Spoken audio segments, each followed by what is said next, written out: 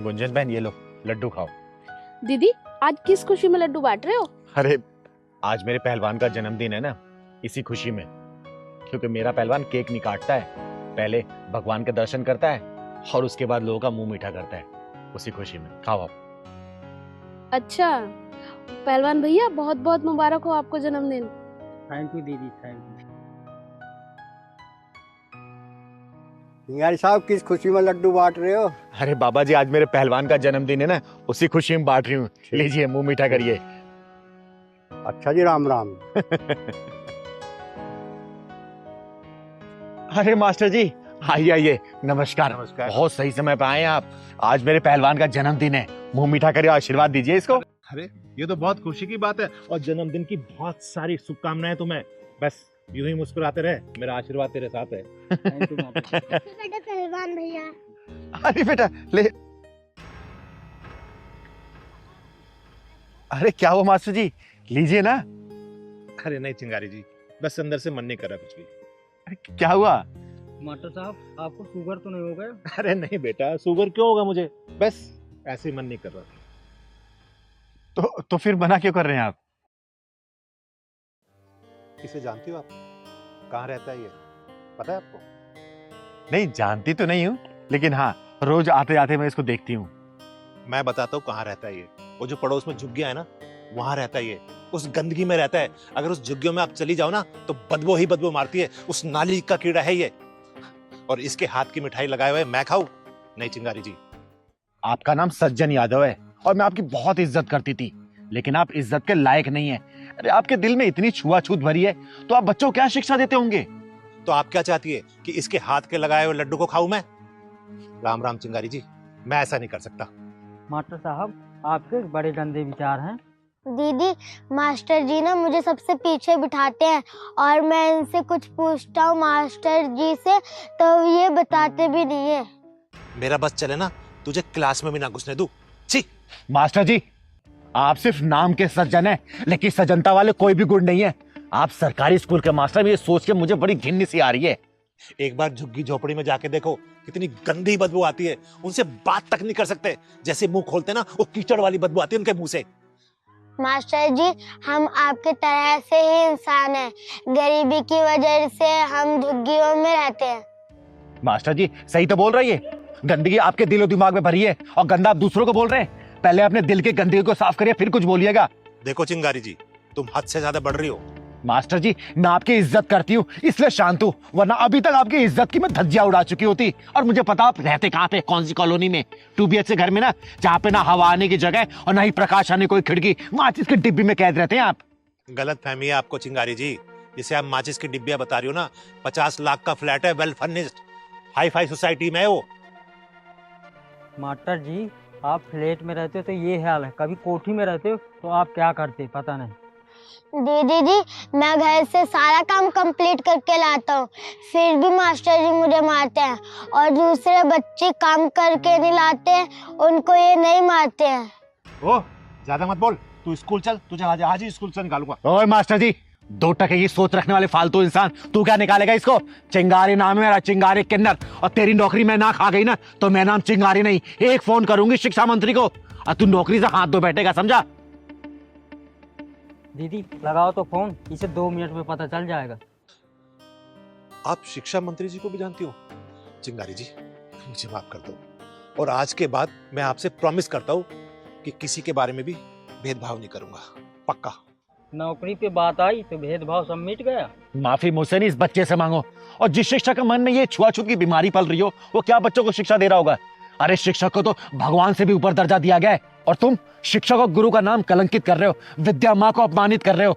माफी इस बच्चे से मांगो, समझे? ठीक है चिंगारी जी, बेटा मुझे माफ कर दो। और सुन, आज के बाद तू पीछे वाली सीट पे नहीं, मेरे साथ वाली सीट पे बैठेगा, समझ गया ना? गलती मुझसे हुई है, उसे भुगतूंगा भी मैं। और मैं आज के बाद तुम्हें इतना ज्यादा पढ़ाऊंगा कि तुम एक दिन आईएएस बनोगे, ये पक्का है।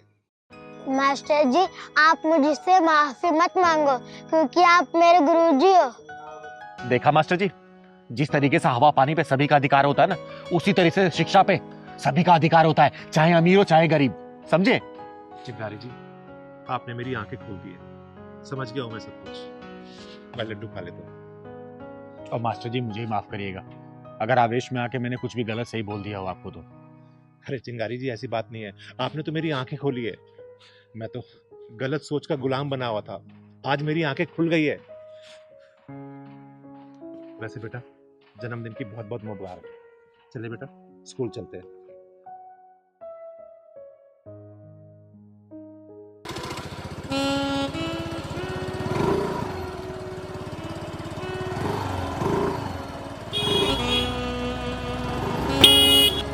अरे बाप रे, लग रहा है सड़क पर किसी की प्रैक्टिस चल रही है, या फिर लगता है स्कूटी खुद भगवान भरोसे चल रही है। अरे देवी, स्कूटी है ये झूला, झूला तो ऐसे रही हो कि जैसे झूला झूला रही हो। अरे चिंगारी, तू ही साइड हो जा, लग रहा आज कुछ ना कुछ अनहोनी तो होनी जरूर।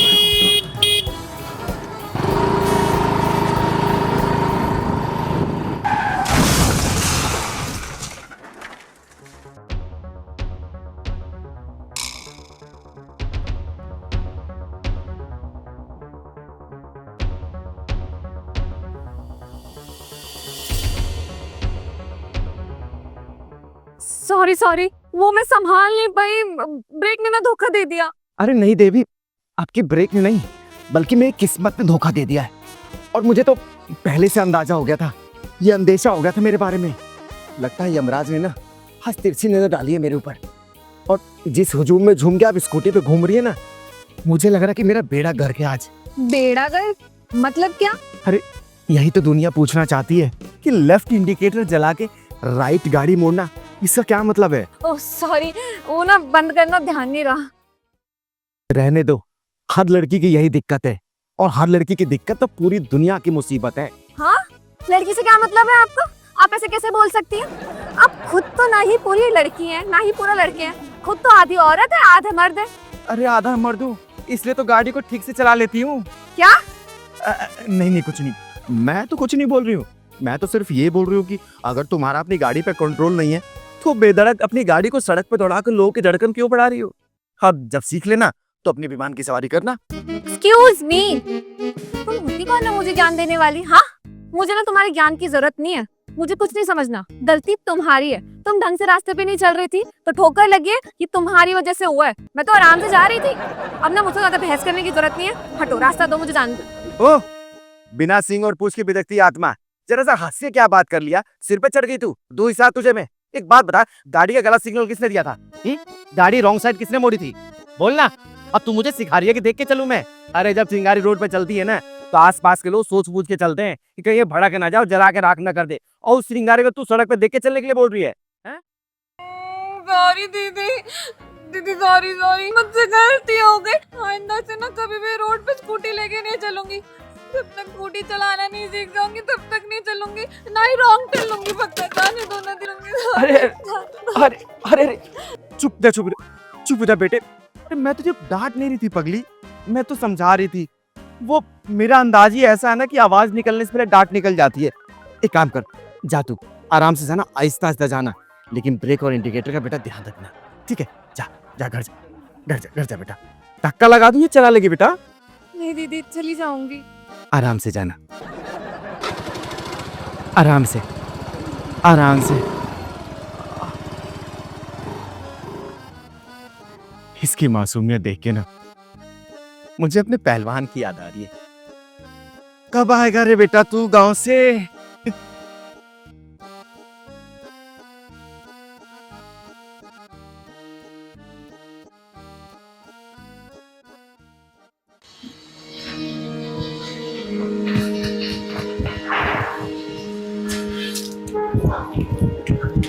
अरे नंदिनी, नंदिनी मेरी बात तो सुनो। नंदिनी मेरी बात तो सुनो, तुम मुझसे इतना दूर दूर क्यों भागती हो?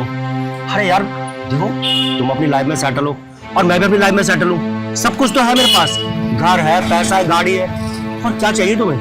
अशोक प्लीज, मुझे तुमसे कुछ नहीं चाहिए और मुझे तुम्हें कोई दिलचस्पी नहीं है। अरे तो लो ना दिलचस्पी। अरे किसने मना किया है यार? हम एक ही ऑफिस में काम करते हैं, उसके बाद भी तुम मुझसे ऐसे दूर दूर रहती हो, अच्छा थोड़ी ना लगता है? देखो, आज तक मेरी लाइफ में जितनी लड़की आई है ना, मैंने सबको खुश रखा है। और अगर तुम मेरे लाइफ में आती हो ना तो मैं तुम्हें भी बहुत खुश रखूंगा। सोच लो, कल मैं फिर आऊंगा और जवाब हाँ में होना चाहिए। अगर तुम्हारा जवाब हाँ में नहीं हुआ, तुम जानती हो ना मैं तुम्हारे साथ क्या करूंगा। चलो ठीक है, मैं चलता हूँ, बाय।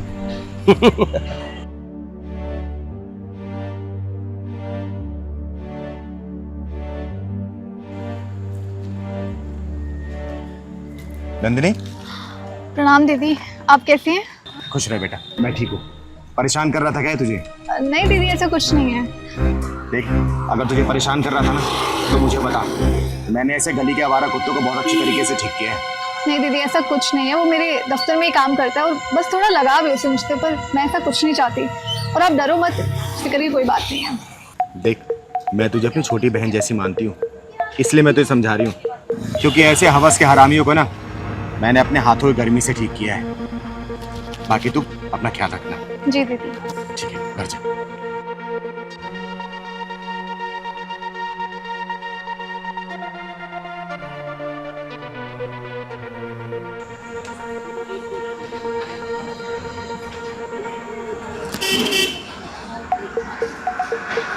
अरे हाँ मम्मी, अरे आप परेशान क्यों हो रहे हो?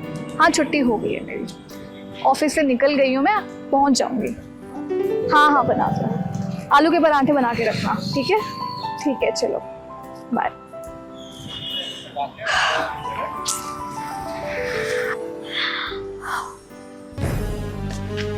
नंदिनी, नंदिनी, मैं तुमसे बात करने आया, मेरी बात तो सुनो यार। मुझे समझ नहीं आता तुम ऐसे दूर क्यों भागती हो मुझसे।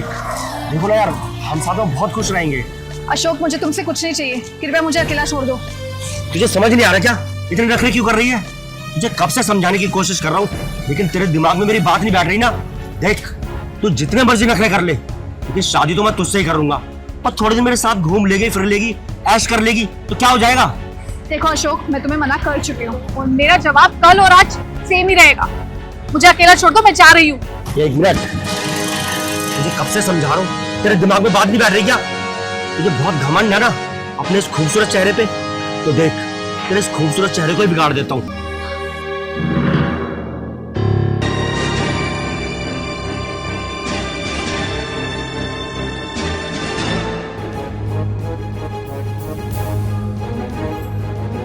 बहुत जल्दी तूने अपना रंग बदल दिया ना नंदिनी बेटा। मैंने क्या बोला था कि खुजली वाले कुत्ते दूर से ही समझ आ जाते हैं। हाथ छोड़ मेरा, वरना जो हाल इसका करने वाला था ना तेरा करूंगा। चिंगारी को धमकी देगा तू? मौत से डराएगा चिंगारी को? मौत खुद चिंगारी के नाम से डरती है, समझा? हम मैं तेरा वो हाल करूंगी ना कि आशिकों के बाजार में मेरे थप्पड़ों की गूंज गूंजेगी, समझा? देखो, इसमें मेरी कोई भी गलती नहीं है। इसे कब से मनाने की कोशिश कर रहा हूँ, लेकिन ये आगे हाँ ही नहीं करती है। आखिर मेरी मर्दानगी का सवाल था। अबे ओ हरामखोर, कौन सी किताब में लिखा है कि लड़की अगर ना करे तो तू हाँ करवा देगा? बोलना, किस उसूल में है कि औरत को तंग करके मर्दानगी साबित होती है? बोलना कायर कहीं के। औरत तेरे बाप की जागीर नहीं है कि तू जबरदस्ती करेगा इसके साथ, समझा? अरे कमीनों, खानदान की पैदाइश, अगर आज मैं तेरे पीछे नहीं आती ना तो तू आज इस लड़की का चेहरा तेजाब से जला चुका होता। तेजाब से मर्द कहलाने लायक नहीं है तू साला नामर्द।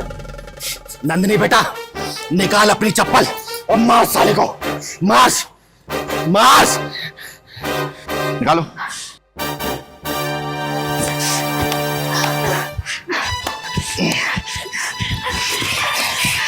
एक बात जान ले, औरत डरने के लिए नहीं बनी है और लड़की की नाक का मतलब उसके इज्जत का दरवाजा होता है, और जो भी उसके इज्जत के दरवाजों को तोड़ने की कोशिश करेगा ना, चिंगारी उसका हाथ तोड़ देगी, हाथ तोड़ देगी, हाथ तोड़ देगी।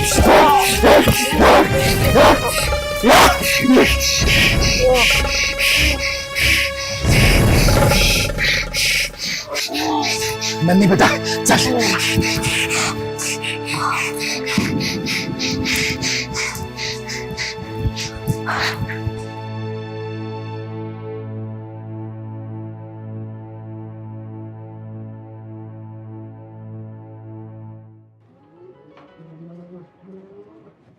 चाचा, बस यहीं पे रोक दो।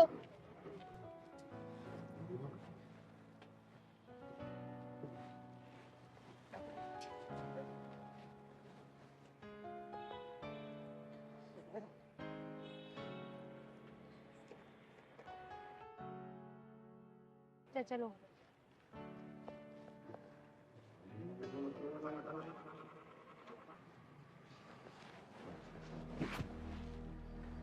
राजेश ने मुझे यहीं बुलाया था, फोन करके पूछती हूँ कहाँ पहुंचा। हेलो, हाँ राजेश, कहाँ हो तुम? मैंने रिक्शा वाले चाचा को बोलकर ये पानी की टंकी के पास रुकने के लिए बोल दिया है। मैं यहीं पर हूँ, कितनी देर में आ रहे हो तुम? अच्छा, क्या गोल चक्कर पे? अरे राजेश, तुम्हें पता तो है मैं यहाँ पे बिल्कुल नई नहीं हूँ, और मैं कहाँ भटकूं? तुम्हारी वजह से मेरठ से मैं यहाँ पर आ गई हूँ। मुझे कुछ नहीं पता, तुम ही इधर आओ, मैं नहीं आ रही हूँ कोई गोल चक्कर वगैरह।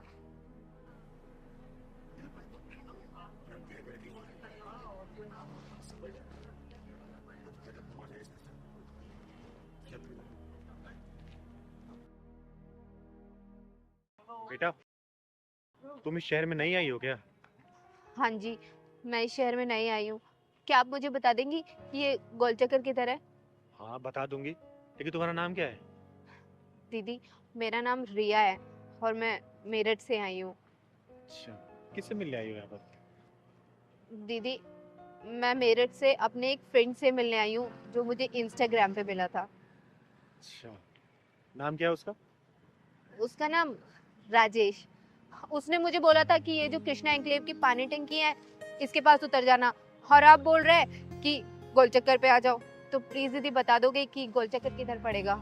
वो कहाँ रहता है आपको पता? नहीं, ये तो मुझे नहीं पता। उसने तो मुझे सिर्फ ये बोला था कि कृष्णा एन्क्लेव की टंकी के पास रुक जाना। अच्छा एक बात बताओ, ये जो इंस्टा वाला फ्रेंड सिर्फ फ्रेंड है या फिर बॉयफ्रेंड बन चुका है? अरे मेरे कहने का मतलब है कि क्या नाम है उसका, क्या बताया तुमने? राजेश तिवारी। राजेश तिवारी। अच्छा, वो राजेश तिवारी तो नहीं है जो बात करते करते बालों में हाथ फेरता रहता है? बालों में हाथ फेरता है? हाँ, मेरी जब जब वीडियो कॉल पे बात हुई है तो वो बालों में हाथ तो मारता है, लेकिन आप जानती हो क्या उसे? अरे हाँ, जानती हूँ। उसने तुम्हें बताया हो कि वो यूट्यूबर है, बहुत सारे चैनल उसके, और तुम्हें भी अपने साथ यूट्यूब चैनल खुलवाएगा, बोला था क्या उसने?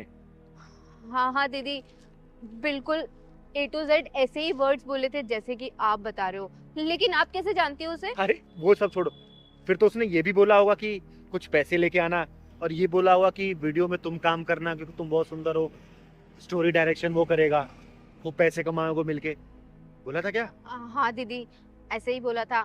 वो क्या है कि उसने तो मुझसे 2 लाख रुपए मंगाए थे, लेकिन मेरे पास सिर्फ 1 ही लाख रुपए हैं और इससे ज्यादा कैश नहीं था। अरे तो घर के जेवर बेच के ले आती ना, 2 लाख मांगे थे उसने, तो 2 लाख तो लाने होंगे ना तुम्हें। दीदी, क्या वो अच्छा आदमी नहीं है क्या? जानना चाहती हो कैसा आदमी है?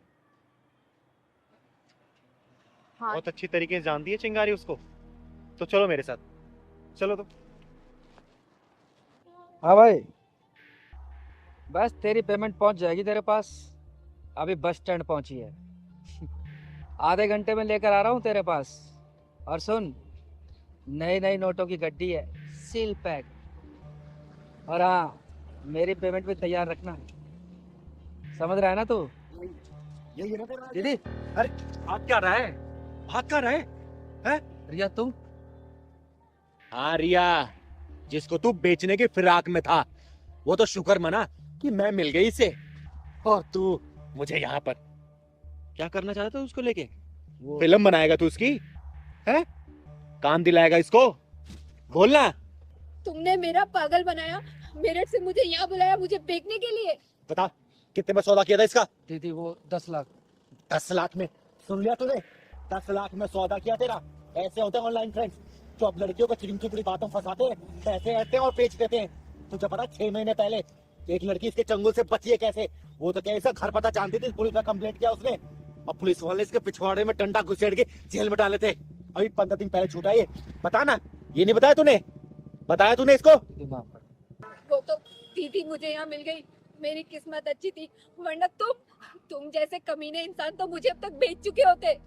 दीदी मुझे माफ कर दो दीदी, रिया, मुझे माफ कर दो दीदी, आज के बाद मैं ये सब काम छोड़ दूंगा, कुछ अच्छा करूंगा दीदी प्लीज। चिंगारी के चंगुल में फंसा इंसान या तो पुलिस थाने जाता है या तो फिर इस दुनिया से उठ जाता है, समझा? और ना जाने कितने राजेश, कितने रियाओं को ऑनलाइन इस वक्त भी फंसा रहे होंगे। अब मुझे तो शर्म आती है तुम जैसी लड़कियों पे कि तुम लोग ऐसे हरामी लड़कों के चक्कर में कैसे फंस जाती हो।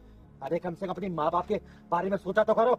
ऑनलाइन का मतलब ये नहीं होता कि ऐसे हरामी लड़के तुम जैसे पढ़ी लड़की को फंसा ले। सुन बेटा, तेरा फ्यूचर तो मैं ब्राइट करूंगी अब। थैंक यू सो मच कि आपकी वजह से आज मैं बच गई, वरना इतनी दूर से अपना कैरियर बनाने आई थी और मेरी पूरी जिंदगी बर्बाद हो जाती। बेटा शुक्र मना के तुझे मैं मिल गई, वरना तेरी लाइफ बर्बाद हो चुकी होती, समझी? अब पहलवान ले जा इसको बस स्टैंड पे, मेरे वाली बस पे बिठा देना। ठीक है दीदी, चले जा। दीदी मुझे माफ कर दो। माफ करूंगी तुझे? तुझे तो पुलिस स्टेशन में घुसा के इतने डंडे पड़वाऊंगी ना कि जिंदगी भर तू भूलेगा नहीं। दीदी जाना था मुझे, चल दीदी दीदी माफ कर दो दीदी, दीदी जाना था दीदी, मुझे जाना था दीदी, दीदी छोड़ दो दीदी, छोड़ूंगी तुझे, तुझे बताऊंगी मैं वहां पे। चिंगारी नाम है मेरा, चिंगारी एक किन्नर, और मैंने शादी में तेरी और तेरे बेटे की सारी डिमांड पूरी की थी, और मैंने ये भी बोला था कि मेरी बेटी को सताना या फिर परेशान मत करना, वरना। दीदी जब से शादी हुई है ना, इन लोगों ने मेरा जीना हराम करके रख रखा है, नौकरानी बना दिया है मुझे। चिंगारी जी छोड़ दो मुझे, छोड़ दो।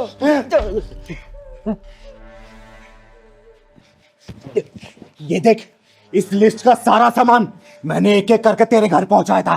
तूने कहा था ना कि शादी से पहले सारा सामान पहुंच जाना चाहिए, वो भी नकदी के साथ। बोल। दीदी मैंने चीनू को कुछ नहीं कहा, पापा ही दिन रात इसे उल्टा सीधा बोलते रहते हैं। आज मैं उल्टे को सीधा और सीधे को उल्टा ही करने आया हूं यहाँ बेटा। चिंगारी जी मेरी बात तो सुनो। साले नीच कमीने हरामी कुत्ते कहीं के, तुम दोनों बाप बेटे को अपनी बेटी को गुलाम बना के ना रख दिया ना, तो मेरा नाम भी चिंगारी नहीं, कुत्ते की तरह उसके आगे पीछे घूमोगे। देखना आप तुम लोग। दीदी कल इन्होंने मुझे धमकाते हुए कहा कि तेरी चिंगारी दीदी बहुत पैसे वाली है ना, तो मंगवा 50 लाख रुपए, चिराग के लिए काम शुरू करवाना है। साले इन दोनों बाप बेटों ने नीचता और कमीनेपन की हद पार कर रखी है। शिकारी जी वो चिराग के लिए कपड़े का शोरूम खोलना था ना, इसीलिए मांगे थे, लेकिन आप नहीं देना चाहते तो कोई बात नहीं, मैं नहीं मांगूंगा, मैं और कैसे इंतजाम कर लूंगा। ये देख, ये पढ़ इसको, पढ़।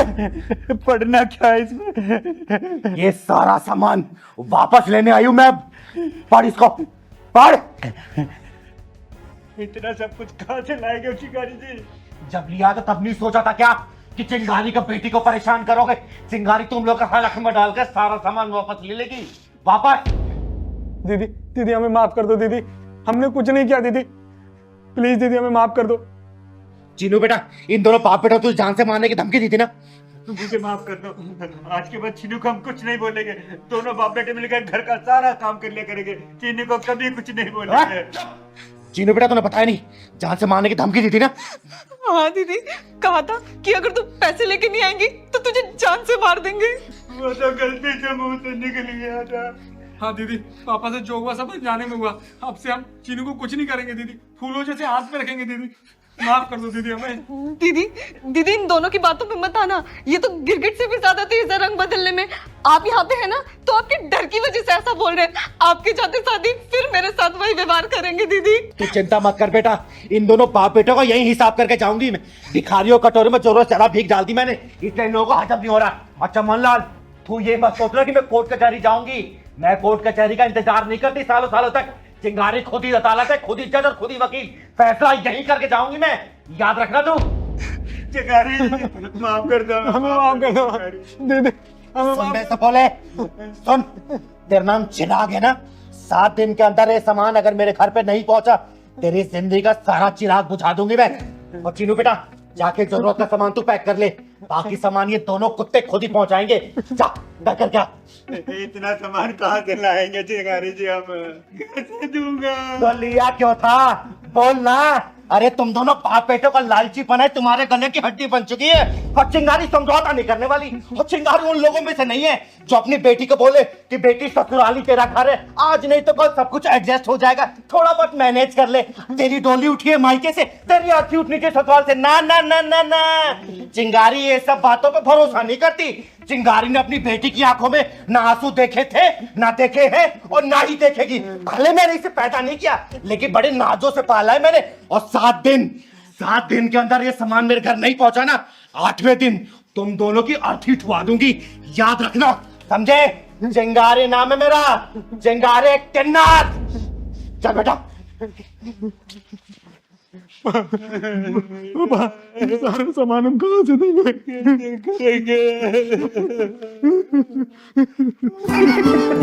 खाना कैसा बना है? आपके हाथ में तो जादू है दीदी।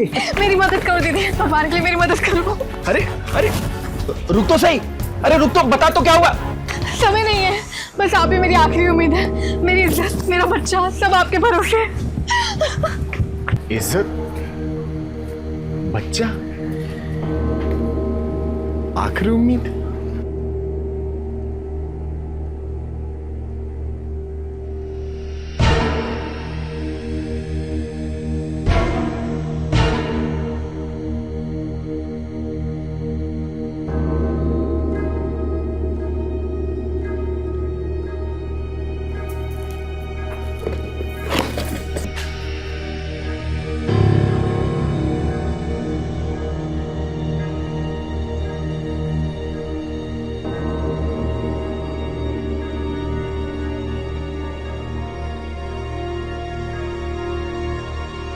दीदी, मैं सुजाता हूँ।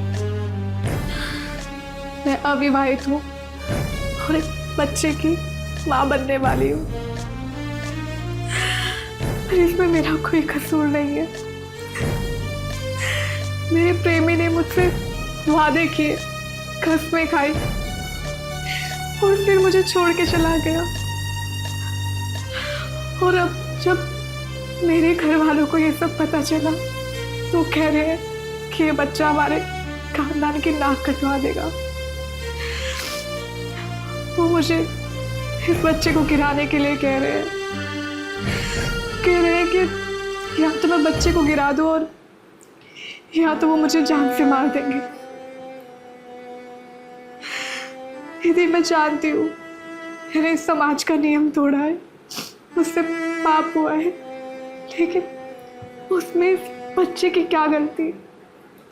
ये बेचारा मासूम है, इसे तो मालूम भी नहीं कि इस दुनिया के क्या कायदे, क्या नियम है। दीदी, मैं अब हार चुकी हूँ। आप भी कुछ कर सकती हो दीदी, प्लीज इस बच्चे को बचा लो।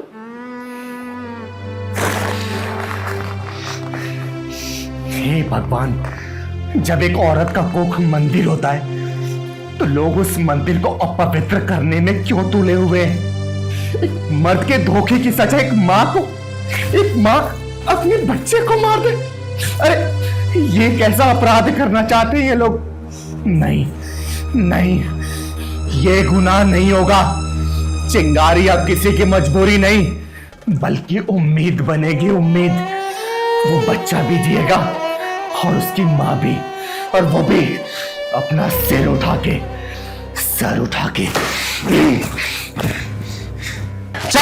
चल निकल जा इस घर से। उल्टा कल मोरी, अरे तू पैदा होता मर के नहीं गई, तूने पूरे खानदान के सर को शर्म से झुका दिया।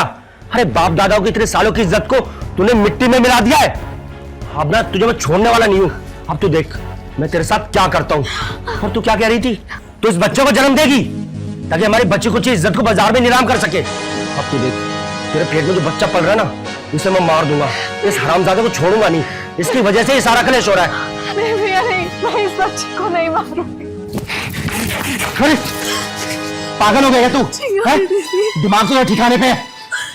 रो मत बेटा, रो मत। ये चिंगारी आ गई है, तेरी हर टूटी सांस की जिम्मेदारी ये चिंगारी है। उठ तू, उठ। ये क्या कर रहा है तू? बोलना। अरे अपने समाज के अंधे जज्बातों से बाहर निकल के देख और एक भाई की तरह सोच कि क्या बीत रही होगी तेरी बहन के ऊपर। अरे इसने कौन सी गलती की थी? प्रेम किया था इसने, प्रेम, वो भी प्रेम की पूजा की थी। और इसे क्या मालूम था कि जिसे भगवान समझ के पूजा कर रही है वो भगवान नहीं भगोड़ा था साला। एक मर्द था तेरी तरह। अगर इसी को गलती होती ना तो तू ये बिन बताए अपने बच्चे को गिरा चुकी होती। आई बात समझ में? अरे तू गिरा देना, हम भी तो यही चाहते हैं कि इस बच्चे को गिरा दे। जिसके साथ इसने मुंह काला कराया है वो तो इसे छोड़ के भाग गया।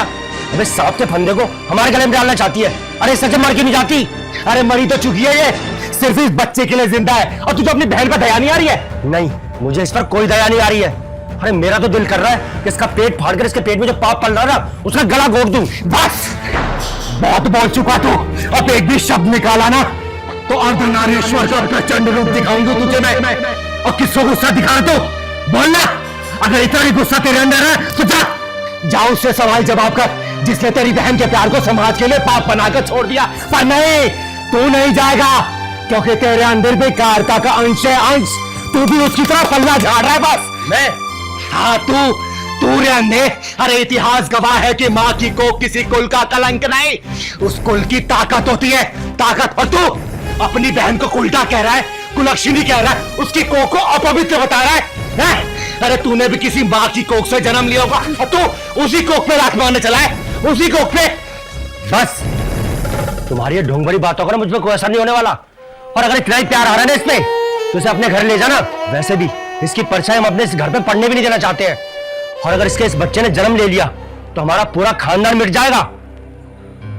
तू ऐसे नहीं मानेगी ना? रुक। ठीक है, अगर ये घर इसे अपनाने से इनकार करता है ना तो आज से ये मेरी बहन है और इसके पेट में पल रहा बच्चा मेरी जिम्मेदारी है। समाज चाहे जो भी कहे, रिश्तेदार चाहे थूके, लेकिन चिंगारी अपना वचन देती है।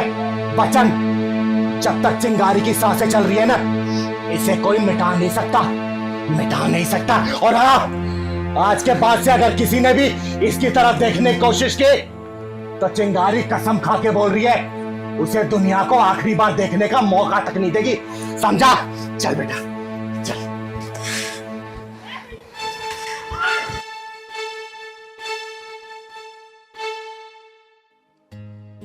तो आकाश जी, कैसी लगी आपको मेरी पवित्रा बेटी?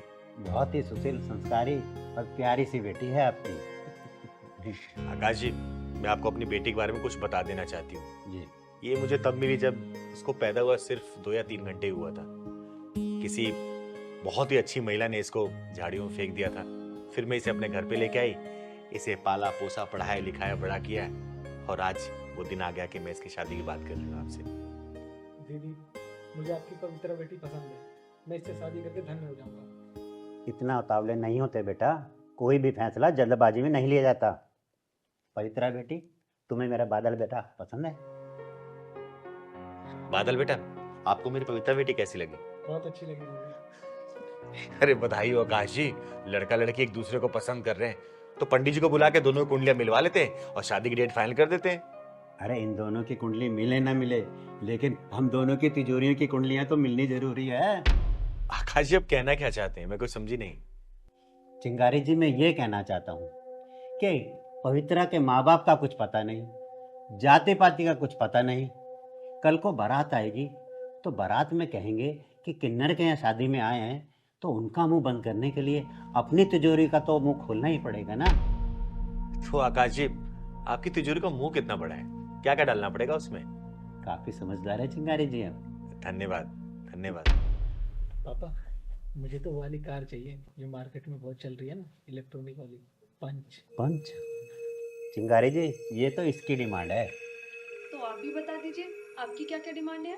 पवित्रा बेटा, मैं बात कर रही हूँ ना। आकाश जी, निसंकोच होके बताइए जो जो आपको चाहिए। अरे लड़की वाले हैं हम, तो लड़कों वाले की डिमांड तो पूरी करनी पड़ेगी ना। बताइए बताइए आप। ज्यादा कुछ नहीं चिंगारी जी, आपकी हैसियत के हिसाब से बोलूंगा। मेरी हैसियत के बारे में मत सोचिए आप अपनी हैसियत बताइए। बोलिए क्या चाहिए आपको? ज्यादा कुछ नहीं चिंगारी जी, एक कार, 10 लाख रुपए कैश और 10 तोला सोना और 2 स्कूटी, 2 मेरी बेटियां हैं ना उनके लिए, और एक बढ़िया सी मोटरसाइकिल मेरे लिए। और इससे ज्यादा तो मैं लालची हूँ नहीं। हाँ चिंगारी जी, पापा सच कह रहे हैं, हमारे पूरे खानदान में लालची तो कोई है ही नहीं। और कुछ डिमांड है आप लोगों की? देखिए कुछ रह गया होगा। दीदी, वो मुझे और पापा को रोहिणी में एक 3 BHK का फ्लैट पसंद आया है, बस आप उसकी पेमेंट करवा दीजिए। हाँ चिंगारी जी, सिर्फ 50-55 लाख ही होगी बस, इससे ज्यादा कुछ नहीं होगी।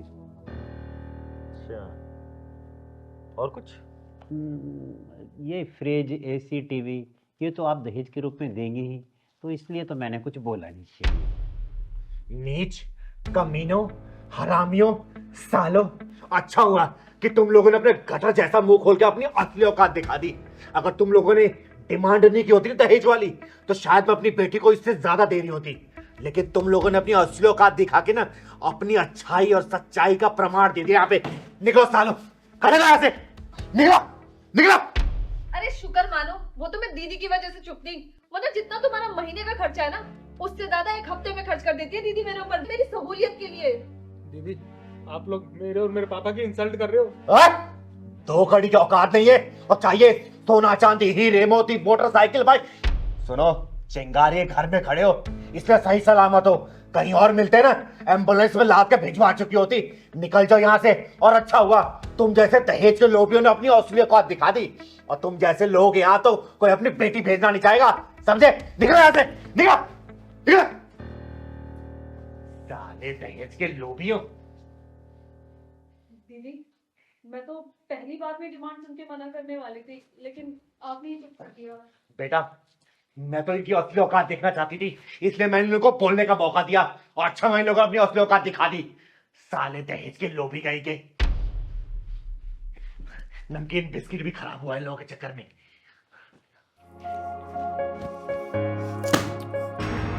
अरे पागल हो गई हो, ये क्या हरकतें हैं? चुप रहो।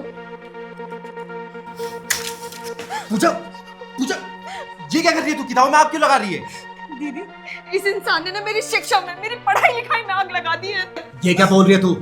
जो शिक्षा इंसान को सर उठाकर जीना सिखाती है ना, वो शिक्षा इंसान को सर झुकाकर कैसे जीना सिखा सकती है। दीदी दीदी ये घुमा फिरा के बात कर रही है और मुझे भी सबके सामने गलत साबित करना चाहती है। मैंने सिर्फ इससे ये कहा कि जॉब मत कर, मैं कमा रहा हूँ और अच्छा खासा कमा रहा हूँ, लेकिन नहीं, इसे तो जॉब करनी है। ये जिद पर अड़ी है। मैंने इसे कहा काम मत कर, आराम कर। दीदी मैंने शादी के बाद पढ़ाई इसलिए नहीं की कि मैं आराम करूं, बल्कि शादी के बाद मैंने पढ़ाई इसलिए की कि मैं अपने पति के साथ कंधे से कंधा मिलाकर चल सकूं। अरे कहने और करने में फर्क होता है। लड़की जब कमाने जाती है तो सैकड़ों भूखी नजर उसको देखती हैं। आज आए दिन घर टूट रहे हैं, उसका कारण यही है। मैं रोज ऑफिस में देखता हूँ। अरे ऐसे तो हवा भी जहरीली हो रही है, तो क्या हमने सांस लेना छोड़ दिया क्या? लोग लड़की की मजबूरी का फायदा उठाते हैं। ये सारे ड्रामे मैं रोज अपने ऑफिस में देखता हूँ। अरे मैं मानती हूँ कि आजकल का माहौल बहुत खराब हो चुका है, लेकिन पढ़ाई लिखाई मैंने इसलिए नहीं की ना कि मैं लोगों के डर से घर में छुपकर बैठ जाऊं। अरे मैं सारी दुनिया को नहीं समझा सकती, लेकिन अपने पति को तो समझा सकती हूँ ना। ये बात आप क्यों नहीं समझ रहे हैं कि पढ़ाई लिखाई अंधकार दूर करती है। मैं तुम दोनों की बातें सुन रही हूँ। और मनीष एक बात बताओ, तुम कब से ये छोटी छोटी बातें सोचने लगे? अरे दीदी आदमी तो सिर्फ ढोलक बनकर रह गया है। इधर भी बजो उधर भी बजो। काम करवाता है तो रिश्ते खोने का डर, नहीं करवाता तो छोटी सोच। फिर तो ये सही आग लगा रही है। मनीष पांचों उंगलियां बराबर नहीं होती, और जो पत्नी तुमसे कंधे से कंधा मिलाकर चलना चाहती है वो तुम्हें कैसे शर्मिंदा कर सकती है समाज में? है? अरे कम से कम अपनी अकल का तो इस्तेमाल करो तुम। दीदी आप देख रहे हैं आजकल कैसी कैसी घटनाएं हो रही हैं। अरे डर लगता है। डर के हम घर से बाहर निकलना तो बंद नहीं कर सकते ना, और आदमी के डर को औरत को भी दूर करना चाहिए। लेकिन ये भी बात सच है कि कुछ भूखे भेड़िए हैं जो बाहर ताक लगाए घूमते हैं, और उनकी मंशा बहुत गलत होती है। लेकिन अगर हम अपना काम जिम्मेदारी से करें ना, तो किसी माई के लाल में दम नहीं है कि आंख उठा के देख पाए हमें। अगर हम अपनी जिम्मेदारियों के प्रति जागरूक है ना, तो किसी में दम नहीं है कि हमारे रिश्तों को तोड़ पाए। और रिश्तों की कमजोरी का फायदा ही बाहर वाले उठाते हैं। तो एक काम करो ना, अपने रिश्तों को मजबूत बनाओ ताकि कोई भी बाहर वाला आंख उठा के ना देख सके। हैं? सोच बदलो मनीष, सोच बदलो। दीदी मुझे आपकी बात समझ आ गई। मैं अपनी पत्नी को पूरा सपोर्ट करूंगा नौकरी करने में। थैंक यू सो मच दीदी।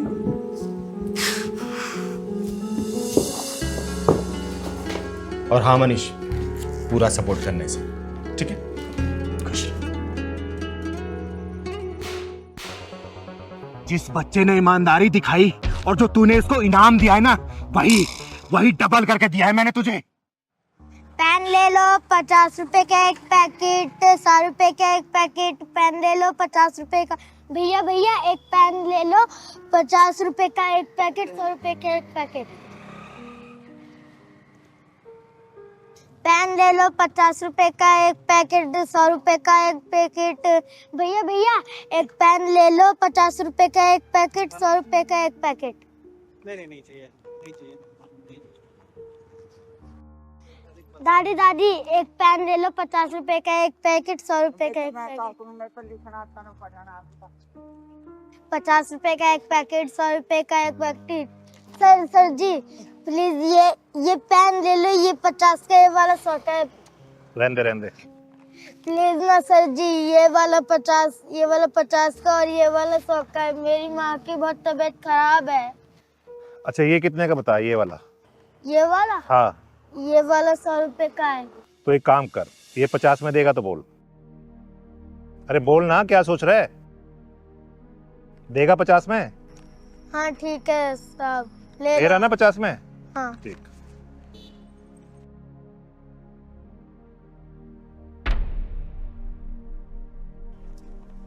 ले चल, एक तो ये वाला भी दे दे यार।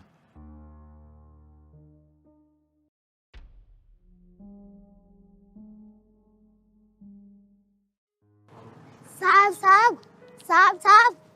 अबे क्या हुआ? तेरे को 50 रुपए दे दी ना, फिर क्यों आवाज मार रहा है? सर जी ये आपके पैसे गिर गए थे वहाँ। तेरी अबे ओ चोर, बाकी के पैसे दे। सर जी इतने ही गिरे थे वहाँ पे पैसे, जो पैसे पड़े हुए थे वो मैंने आपको दे दिए। साले बच्चा होके ये काम करता है तू, हैं? अबे ओ सुन, बाकी के पैसे निकाल चुपचाप। कहाँ है? सर जी माँ कसम खा रहा हूँ, जितने थे वहाँ पे मैंने आपको दे दिए। तू ऐसे नहीं मानेगा, तलाशी दिखा। इसमें पैसे किसको देखा है बाकी? नहीं है सर जी। झूठ मत बोल। सच्ची है? ऐसे नहीं मानेगा ना। पैसे निकाल पैसे, बढ़ाओ।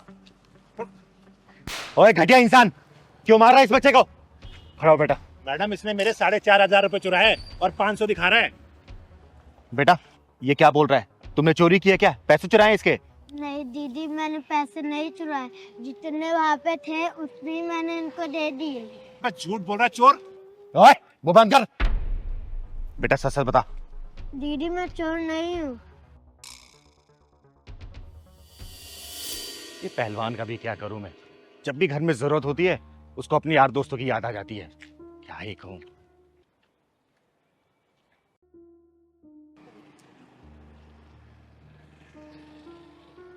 ये पैसे लगता है किसी के गिर गए हैं। किसके हो सकते हैं?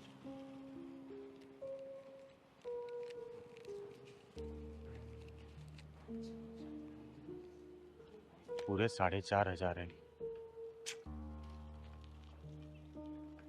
चलो किसी जरूरतमंद को दे दूंगी। अब पैसे देना। रुक, तेरे पैसे ये हैं जो रास्ते में कहीं और गिर गए थे और तू इसको चोर बोल रहा है, इसको मार रहा है। बोल मैं तेरा क्या करूं जो तूने इसको चोर बोला, इसको मारा इसके लिए? बोलना। याद आया दीदी, मैं जब रास्ते में आ रहा था ना तो एक फोन आ गया था, मैंने अपनी जेब से निकाला, शायद फोन के साथ साथ मेरे पैसे गिर गए और 500 रुपए शायद यहाँ गिर गए, तो इस बच्चे ने मुझे लौटा दिए। और देख, ये लोग गरीब जरूर होते हैं लेकिन चोर नहीं होते, और बिना सोचे समझे किसी के ऊपर इल्जाम नहीं लगाना चाहिए, समझा? मुझे ये पकड़ अपने पैसे। साहब हम गरीब जरूर है पर चोर नहीं। मैं आपके पैसे ले भी सकता था पर मैंने आपके पैसे लिए नहीं, मैंने ईमानदारी से आपके पैसे लौटाए। अच्छा बेटे एक बात बता, ये टोटल कितने के पेन? ये सारे 100 रुपए के हैं। तो एक काम कर बेटा, ये सारे पेन मुझे दे दे और कुछ खा भी लेना, ठीक है? ठीक है बेटा। बेटा आज के बाद से तुझे पेन बेचने की जरूरत नहीं है, मैं तुझे पढ़ाऊंगी स्कूल में, ठीक है? रहता कहाँ है तू? यही पास में मेरा घर है, मैं माँ के साथ रहता हूँ। चल मुझे अपने घर लेके चल।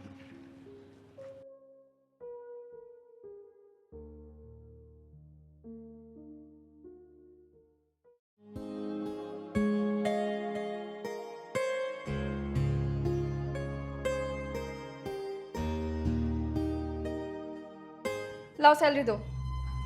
सैलरी दो? अरे ऑफिस से आया हूँ, ना चाय ना पानी, थका आ रहा आया हूँ। पर एक बात बताओ, तुम्हें सैलरी से प्यार है, मुझसे प्यार नहीं है? तुमसे प्यार करके ना भुगत रही हूँ मैं। और ये क्या हश्र बन चुका है ना मेरा, ये सब भी पता है मुझे। मुझे इन चीजों से मतलब नहीं है, मुझे सैलरी दो अभी। कहाँ से दूं सैलरी, कहाँ से दूं? पूरे महीने का राशन ला के रखा हुआ है, सारे बिल्स पे किए हैं मैंने, बच्चों की फीस भरी है मैंने। जब कुछ बचेगा तब दूंगा ना। और क्या बोल रही थी तुम कि क्या हश्र हो गया, क्या भुगत रही हो तुम? तुम्हारे पापा से झूठ बोल के शादी नहीं की मैंने। शादी से पहले सब कुछ बता दिया था उन्हें कि कितना कमाता हूं मैं। और सैलरी तो तब दूंगा ना मैं तुम्हें जब सेविंग्स होंगी।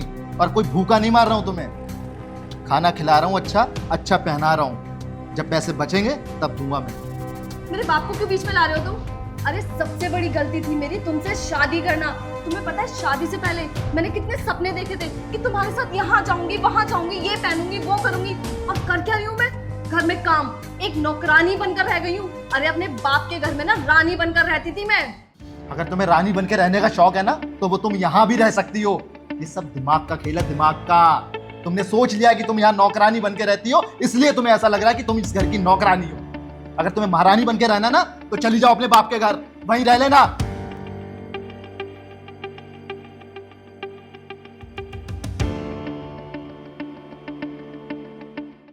अरे तुम कब तक ऐसे लड़ते रहोगे?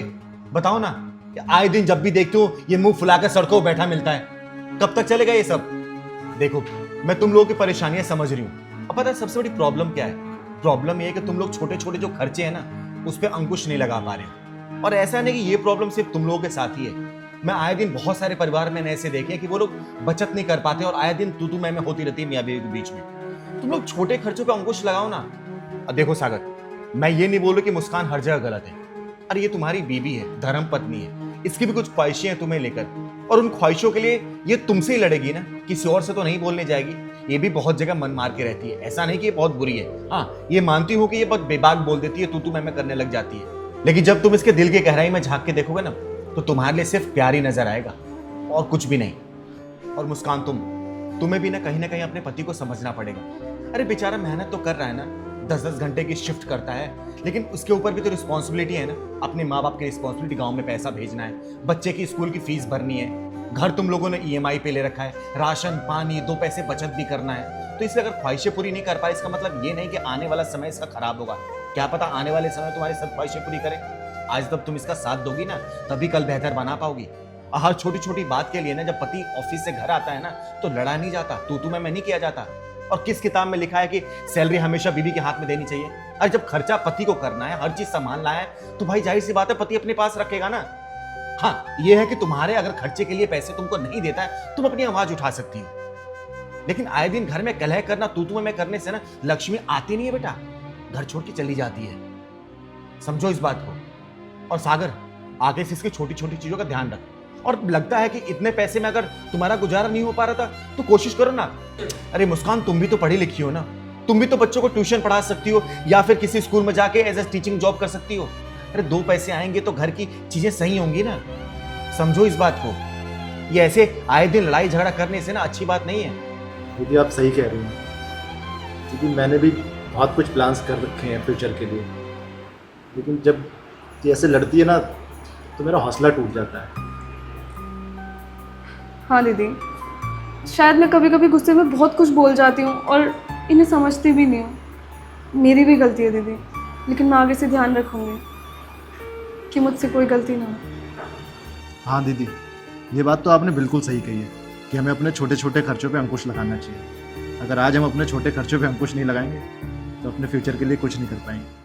हाँ दीदी, इन्होंने बिल्कुल सही कहा। आपने हमें एक चीज़ तो बिल्कुल सही सिखाई है कि जो हम ये छोटे छोटे खर्चे करते हैं ना उस पर हमें अंकुश लगाना ही पड़ेगा। और घर की गृहिणी तो मैं हूँ, इनके तो बस की नहीं। आज से मैं ये सारी चीज़ें करूँगी। हाँ, ये हुई ना बात। इसी तरीके से प्यार मोहब्बत से रहा करो। छोटी छोटी बातों पे देखो, हर मियाँ बीवी के बीच में तू मैं होती रहती है, लेकिन वो तू मैं अगर दूसरा रूप लेने लग जाए ना तो एक दूसरे को समझा लो। पति पत्नी का जो रिश्ता होता है ना वो बिल्कुल एक रेलवे ट्रैक की तरह होता है। और पति और पत्नी उस ट्रेन के 2 पहिए होते हैं। जब दोनों एक दूसरे के साथ समझदारी से चलते हैं ना तभी ट्रेन सीधी डायरेक्शन में जा पाती है। और दोनों के बीच में अगर तू मैं हुआ या फिर कोई ऊपर कोई ज्यादा नीचे हुआ तो ट्रेन के एक्सीडेंट होने का खतरा होता है। बाकी तुम लोग समझदार हो, ठीक है? खुश रहो, मैं चलती हूँ।